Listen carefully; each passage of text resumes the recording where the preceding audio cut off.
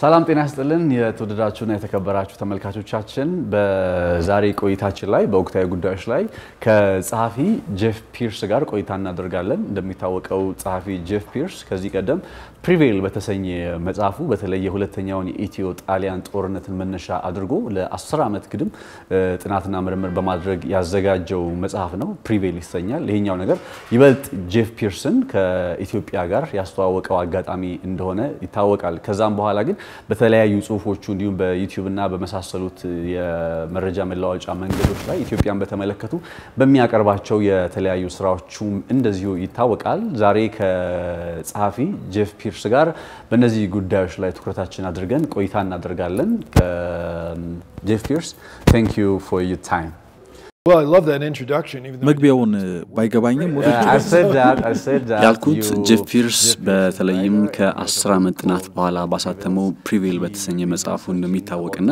ከቅርብ ጊዜያት ወዲህ ደግሞ ከኢትዮጵያ ጋር የተገናኙ ጉዳዮችን በማህበራዊ ሚዲያዎች ላይ መረጃዎችን በመልቀቅ እናውቀዋለን ነው Yep, that's accurate. ልክ ከሆንኩኝ እንደ መግቢያ ስለ መጽሐፉ እናውራ ስለ ፕሪቬል ጥቂት በለኝ እስኪ what's your book Well, the book takes a completely different approach than previous histories because in previous histories we're colored by the attitudes of the way that መጽሐፉ ከዚህ ቀደም ከቀረበው ታሪክ የተለየ ነው ከዚህ ቀደም የአፍሪካን ታሪክ ከቀኝ ገዢዎች አንፃር ነው የተቀኘው ብዙ ጊዜ በ1936 ጣሊያን አዲስ አበባ ገባ የሚለው ላይ ያልቃል ያረበኞችን ትግል ይረሱታል ይሁን እንጂ ጣሊያን አዲስ አበባ ከገባ ጀምሮ የነበረው ትግል ይያለ ብዙ ጊዜ ጣሊያን አዲስ አበባ ያዘች የሚለው ላይ ያተኩራሉ ያካሄድ በአውሮፓ የለም የጀርመንና የፈረንሳይ ታሪክ ማየት ተችላለ የምዕራቡ ዓለም የአፍሪካውያንን ማሸነፍ መናገር አይፈልጉም ለኔ የኢትዮጵያው ታሪክ ይህንን የማይሰብር ነው ሊግ ኦፍ ኔሽን ፊቱን ባዞረበት ጊዜ የሆነ ማሳያ ነው በአምስቱ ዓመታት የነበረው ጨለማ በየካቲት 12 ጭፍጨፋ ማየት ትችላለህ And then you have the really dark times of the occupation in which you have the Graziani massacre. I'm going to mispronounce it, so I apologize. Yekatit 12. የካቲት 12 30,000 የሚጠጉ ሰዎች የተጨፈጨፉበት ታሪክ ነው Campbell's estimate is a conservative one of 20,000.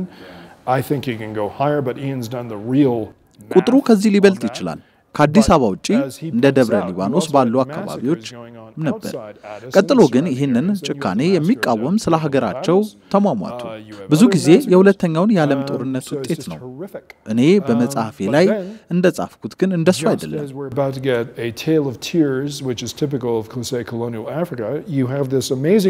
አርበኛ ጀጋማ ኬሎን ጭምር ቃለ መጠይቅ አድርገህላቸው በመጽሐፉ ላይ ተጠቃለዋል አይደል አዎ የተለያዩ ማስረጃዎችም አሉ በርግጥም በኢትዮጵያውያኑ ተጋድሎ ነው የተባረረው የኔ አንድ ጸጸት መጽሐፉን ወደ ኢትዮጵያ ለማምጣት ብቻ ነው It's not easy for people to get the book here in Ethiopia. By the way, do you know that it's been ወደ አማርኛ እንደተተረጎመ ግን ታውቃለህ Without my permission and probably in a shoddy way that I'm told that the translation is not very good. ያለ ፈቃዴና በማያስደስት መልኩ ነው የተተረጎመው ትርጉሙም ትክክል አይደለም ይህ ስርቆት ነው በዛ ላይ ያላልኩትን ሲሉ በጣም ያናድዳል You wouldn't want that out there. So the thing is don't do that. They better had your permission before translating it to Amharic or any other language. As I meant, if we have this discussion as an introduction, let's focus on some of the points that we really need to talk about. እንደ መግቢያ መጽሐፉ ላይ ካወራን ወደ ዋናው ጉዳይ እንግባ ወደ ኢትዮጵያ ከመጣ በኋላ እኔና አንተ ሆነን ወደ ማይካድራ ካቀናንበት ጉዞ አንስቶ በቅርቡ እስከ ላሊበላ ደሴ ሌሎችም የኢትዮጵያ አካባቢዎችን ሄደጎብኝተሃል ተመልክተሃል ስራዎችን ሰርተሃል በጥቅሉ ከሄድክባቸው በጦርነት የተጎዱ አካባቢዎች በመነሳት ስለ ሁኔታው ምን ተረዳህ ማህበረሰቡ በምን ውስጥ ያለፈ እንደሆነ ታስባለህ In general from all your experiences what do you understand and what is your observation toward the situation that the society is being through What you're dealing with is Nazis. And I used to balk at Naman Zaleke busy using that comparison. I thought, well, maybe that's an exaggeration. No, he's not exaggerating. የተፋጠጣችሁት ከናዚ ጋር ነው ናምን ዘለቀ ይህንን ሐሳብ ሲናገር ያጋነነ መስሎኝ ነበር ነገር ግን አላጋነንም በባህል በመጋራት ላይ በፊት በህዝብ ላይ ጥፋት የከፈተ ነው አዎ ላሊበላ ቤተክርስቲያን ምንም አላደረጉትም ነገር ግን ካጠገቡ የጦር መሳሪያ ገጥሞ ነበር ያናገርናቸው ቄሶች ዩኔስኮና ተመራማሪዎች ምርመራ እንዲያደርግላቸው ጠይቀዋል ላሊበላ ውስጥ ሁሉም ሆቴሎች ተዘርፈዋል ያስተዳደር ቢሮዎች ወድመዋል ፖሊስ ጣቢያም ወድመዋል ወደ ደሴ ስትሄድ ለምሳሌ ሆስፒታሉን ብታይ ሁሉንም ዕቃዎች ወስደዋቸዋል ከጥቅም ውጪ ነው ይሄ ሆስፒታል ከአፋርና ትግራይ የመጡ የሚታከሙበት ነበር ወሎ ዩኒቨርሲቲ ሁሉንም አውድመዋል የኮቪድ መመርመሪያ እንኳን አልቀራቸው and this is a hospital which by the way served the Afar region as well it served Tigrayans so you're also hurting your own people and then you go to Waldo University and they trashed and took all the computers they stole a COVID plant Whenever you talk about all the distractions that TPLF has made there, they bring a comparative analysis with what the Eritrean soldiers did in. እዚህ ጋር አንድ ጉዳይ ላንሳ ስለ ዘረፋ ሲወራ ትግራይ ላይ በኤርትራ ወታደሮች ደረሰ የሚባል ዘረፋ አለ ይህንን ዘረፋ እንደማነጻጸሪያ ያደርጉትና አሁን አማራና አፋር ክልል ላይ ዘረፋ የተፈጸመው ትግራይ ውስጥ በኤርትራ ወታደሮች ዘረፋ ስለተፈጸመ ነው በሚል ማነጻጸሪያ ነገር አድርገው ያስቀምጡታል በዚህ ጉዳይ ላይ ምትል we've been robbed exactly by the same way does this make sense a bunch of vandalizing soldiers destroy your property your job is to take it out on innocent people in a completely different region አንተ ላይ የሆነ ዘረፋና ውድመት ለማካካስ ከጉዳዩ ጋር ምንም የማይገናኙ እንዴት ሰለባት አድርጋለ ለምሳሌ አፋር ትግራይ በኤርትራ ተዘርፋለች ካሉ ካፋሮች ንጹሃን ጋር ምን ያገናኛዋል ደርሳጌ ያለውን መስጊድ መምታት ምን አስፈልገ and you go and trash there really does that justify going to Darsagita and shelling in the area near a mosque Does that explain why you destroyed a school? The other point that I want you to explain is I have heard you saying that TPLF ሌላው ማንሳት የምፈልገው ነገር አንድ ጊዜ ህወሓት ታሪክን ድጋሜ ለመጻፍ እየሞከረ ነው ስትል በመገናኛ ብዙሃን ሰምቼ ነበር ይሄ ታሪክን ድጋሜ መጻፍ የሚለውን ሐሳብ ልታብራራው ትችላለህ history and why are they really doing it In the 1960s and 70s, you had several Americans and British academics who came over here as probably visiting lecturers, guest faculty. ሂደቱ የሚጀምረው በ1960ዎቹ ነው በጊዜው የብሪቴንና የአሜሪካ መምህራን የጽንፈኝነት ሐሳብን እየመገቡ ነበር የማርክሲዝም ሐሳብንና ጭቁኑን ነፃ ማውጣት የሚል ጉዳይ ኢንቨንሽን ኦፍ ኢትዮጵያ የሚል መጽሐፍ የጻፈው በጊ ሆልከንም መመልከት ትችላለህ የመጽሐፉ መግቢያ ላይ የሌኒንን ሐሳብ አንጸባርቋል ሌኒን እኮ በሺዎች የሚቆጠሩ ሩሳውያንን የገደለ ነው Well, Lenin, in addition to contributing to Marxist theory, was also responsible for the deaths of thousands of Russians. You know, Stalin gets the top billing for that, but Lenin was part of that.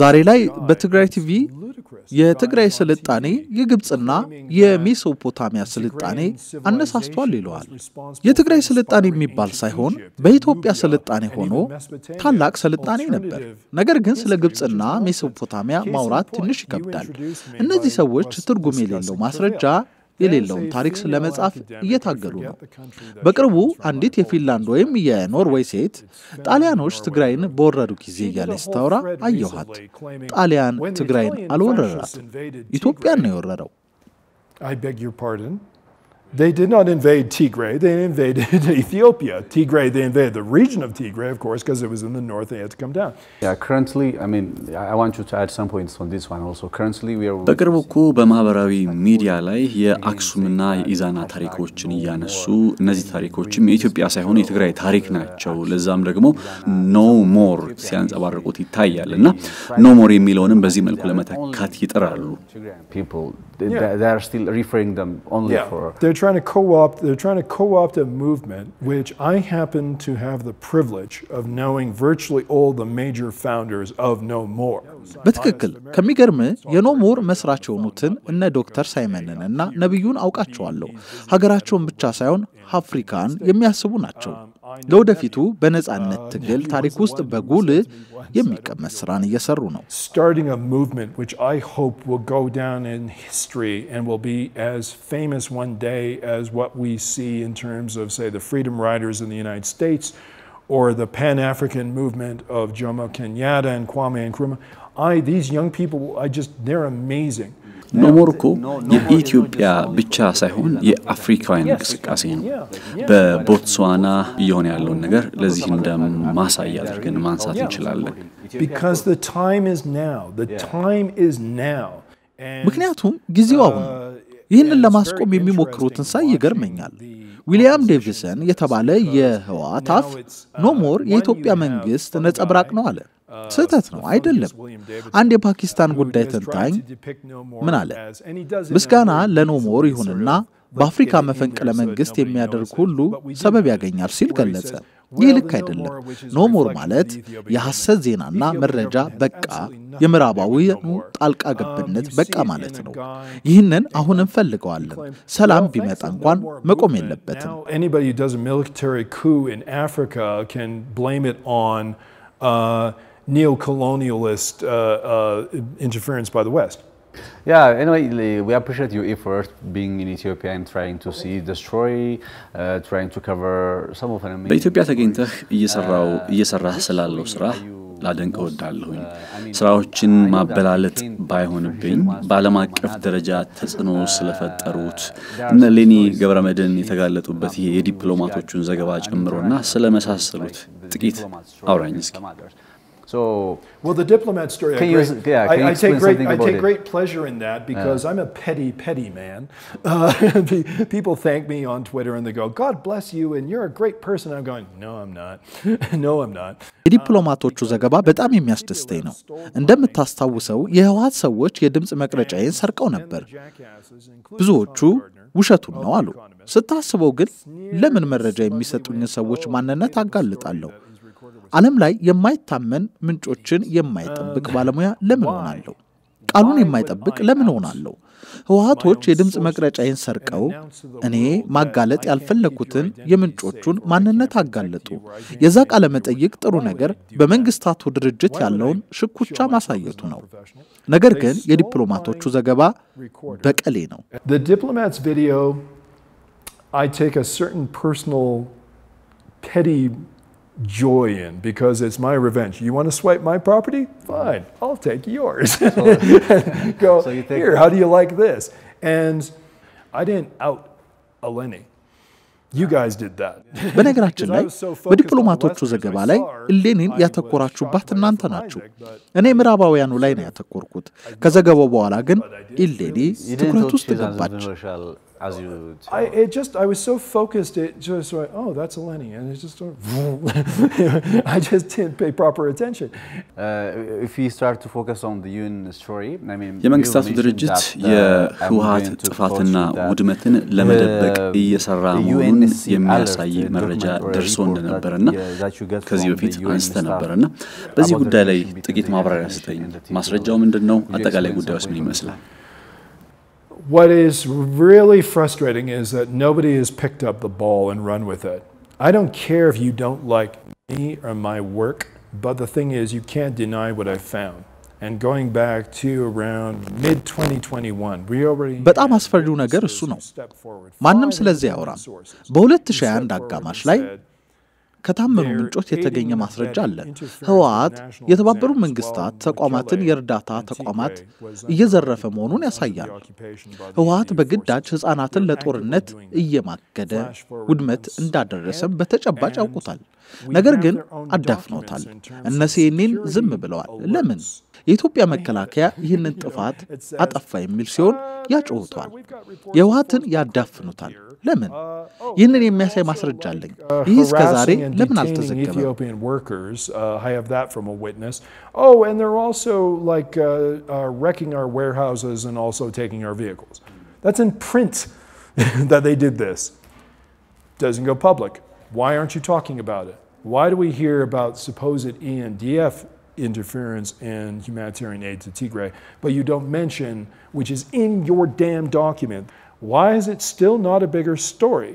that my UN source told me, and I wrote about it, እኔን ብትወደኝም ባትወደኝም አይጨንቀኝም ዘገባዬንም ብትወደውም ባትወደውም ግድ የለኝም ነገር ግን ማስረጃዬን ልታጣጥለው አትችልም እነዚህ ሰዎች ትክክለኛ ማንነትን ይገልጣል በአፋርና በአማራ በደንብ አሳይተውታል አሁን ላይ በትግራይ ላይ የደረሰው መከራ በስቷል በመቶ ሺዎች የሚቆጠሩ ሰዎች ሞተዋል ያለም አቀፉ ማህበረሰብ ይህ ሲሆን ኃላፊነት ላለመውሰድ ምንድነው የሚያደርገው ሶስት ነገሮች ታደርጋለህ አንደኛ ምንም እንዳልተፈጠረ ዝም ብለህ ታልፋለህ ልክ ዩኤን የህወሓትን ጉዳይ በዝምታ እንዳለፈው ሁለተኛ አፍሪካ ነው ብለህ የሁለት ወገኖች ውጥረት አድርገህ ታቀርበዋለህ ሶስተኛ አንድን ቡድን መርጠ ካልጠፋ በስተቀር መመለሱ አይቀርም ሶስተኛ አንድን ቡድን መርጠ ተደግፋለህ ህወሓት እነዚህ እድሎችን ያገኘ ነው ይህ ቡድን ደግሞ ካልጠፋ በስተቀር መመለሱ አይቀርም ምናልባት ከ5 ዓመታት በኋላ በጉዳዩ ላይ ልናወራበት እንችላለን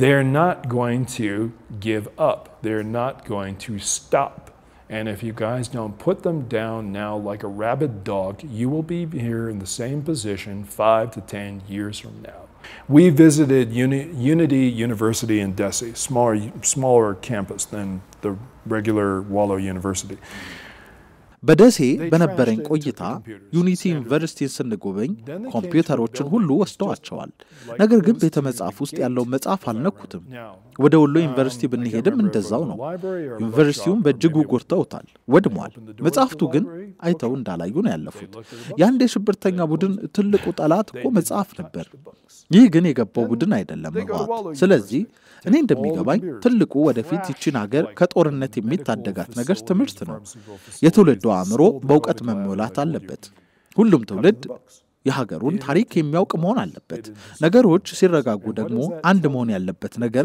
እድሜያቸው ከ13 እስከ 19 ዓመት የሆኑትን በመምረጥ ካንዱ ክልል ወደ ሌላው ክልል እየወሰዱ ማስተማር ለምሳሌ የትግራይ ህፃናትን ወደ አፋር የአማራ ህፃናትን ወደ ኦሮሚያ የኦሮሚያ ህፃናትን ወደ ደቡብ እየወሰዱ ማላመድ አለበት ትግራዋዮችም እኮ የዚህ ጦርነት ሰለባዎች ናቸው ልክ እንደሌላው ኢትዮጵያዊ ሁሉ Here's what you do when things settle and I will put the caveat on this when there's security you take kids of 12 13 years old up to 19 and you introduce a program where you're in Tigray and we're assuming the situation is stabilized and secure things will be fine well yeah when things are stabilized and secure and you say hey kid you're going to spend 3 months in Afar I believe that the reason that the so-called elites are doing this is because there is a famous proverb by George Orwell. He said that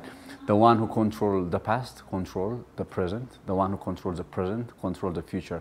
So these elites are trying exactly this thing. They are trying to rewrite history because they want to control the past so that they can reshape the present and control the future. That's what my understanding about what exactly the nationalists, the so-called nationalists are doing. And they're right. And you're right. And finally, how do you think this war can stop? You know that now we are in the middle of war. The Abiy's government or ANDF and TPLF or ይጦርነት እንዴት ይቆማል ትላለህ? ህወሓት አሁንም ድረስ ጥቃት መሰንዘሩን ቀጥሏል። How do you think we can really stop this war as a final question? I can only speak for myself. My idea is, quite frankly, I think in the end you are going to end up back where you started at the beginning of 2021 where you are going to have some occupation of Tigray.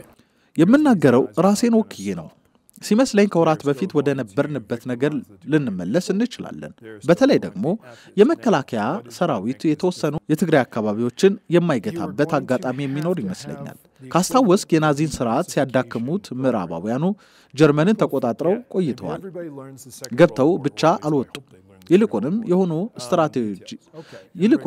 ስትራቴጂዎችን ስራዎችን መስራት ነበረባቸው አሜሪካ ጃፓንን ተቆጣጥራ ለአመታት ቆይታለች ወታደራዊ ኃይሉ እስኪፈረካከስ ድረስ አሁን እኛም ላይም እንዲሁ ነው ህወሓት ኢትዮጵያ የለችም ይያለ ነው ስለዚህ መደረግ ያለበት ነገር የመንግስት ኃይል ወደ ትግራይ ክልል በመግባት የቤት ስራውን መስራት ነው ተመልሶ እንዳይመጣ ማድረግ የተወሰኑ ስህተቶች ሊኖሩ ይችላሉ ግን ምን ምርጫ አለ also in effect change their very diet in the way they eat doctrine that kind of ideology. They did it in Germany, they did in Austria, they had to do it in Japan to get rid of the militarists so that it cannot come back. And yes, there's going to be mistakes made, there's going to be some excesses, but it is necessary. What if the people of Tigray support TPLF? I mean, what if they show their support? What if they want the organization to be their savior, or you name it? Well, let's see if that's really true. Unfortunately, I'm sure it's true to a certain extent of the population. Not every German was a Nazi, but Nazis were Germans, Nazis were Austrians. That didn't stop the Allies from saying, well, gosh, Germany supports Nazis. ይህ እውነት መሆኑን እንጠይቅ እስኪ። በተወሰነ መልኩ እውነት ነው። ሁሉም ጀርመን ናዚ አልነበረም። ሁሉም ናዚ ግን ጀርመን ነበር። ይህ እውነት ግን ናዚን ለዓለማምከን ምክንያት አልነበረም። ይቅርታ፣ ይህ ቡድን እኮ ማለትም ህወሓት የዚች ሀገር ብሔራዊ አንድነት ስጋት ነው። ስለዚህ ምንም ምርጫ የለም። ደብረጽዮንም መወገድ አለበት። ጌታቸውም እንዲሁ ወይ ወደ ሌላ ሀገር እንዲሄዱ ይደረግ። Debrecen has to go. Getachew has to go. Get the hell out of here. You can even keep your damn money, but get the hell out of here, go into exile, and then negotiate with the younger. Yeah. Anyway, Jeff, thank you very much for your time. I really appreciate. I hope we had a great discussion. One last chance. Is there anything you want to add for the viewer, or? Yes, I want to brazenly shill my own new upcoming book because I have you as a hostage here.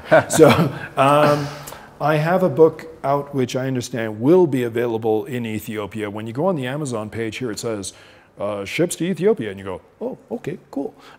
Unlike Prevail, unfortunately. በቅርቡ የሚወጣና በኢትዮጵያ ሊሸጥ የሚችል መጽሐፍ አለኝ። ዘ ጊፍት ኦፍ አፍሪካ ይሰኛል። በተለይ ስለ አፍሪካውያን አፍሪካ አስተዋጽኦ ትኩረት ያደርጋል። ስለ ነዘረ ያዕቆብ ፍልስፍና፣ ስለ ግብጽ፣ ስለ ኑቢያ ታላቅነት ይገልጣል። በጥቅሉ በመጽሐፍ ውስጥ ብዙ ኢትዮጵያውያን ተጠቃለዋል። ይህ መጽሐፍ በቅርቡ ለገበያ ይቀርባል። ዘ ጊፍት ኦፍ አፍሪካ ይሰኛል። የሲሶኖስ ታሪክ ጭምርም ቀርቦበታል። በሚያዝያ ወር ላይ ለአንባቢ ይደርሳል። What happened between father and son in terms of that religious war is amazing.